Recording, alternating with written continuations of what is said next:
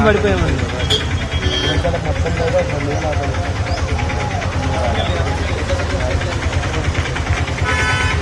Road మీద service తిరిగే పనులు కూడా ఇబ్బంది అయిపోయింది.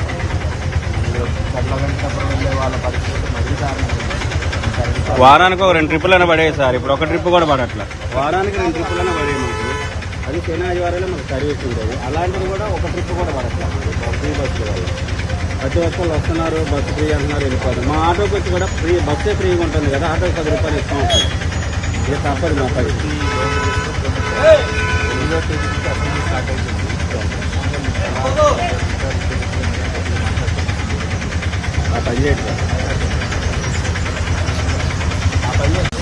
ఇంతకుముందు 5-6 వందలు వచ్చేది, 200కి వచ్చింది.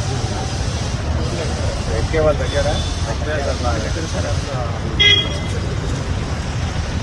అది వచ్చి వ్యాపారం కదా.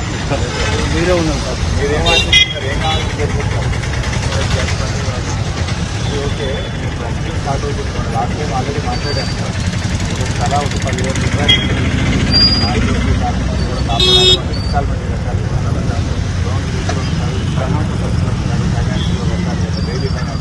రకాలు డైలీ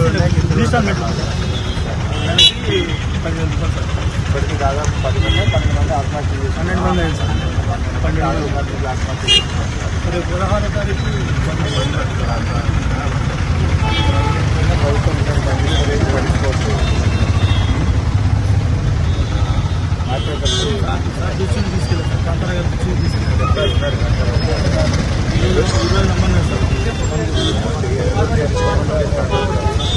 గట్టిగా మీరు మాట్లాడి న్యాయం చేసేదాకా కూడా మీకు వెళ్ళండి.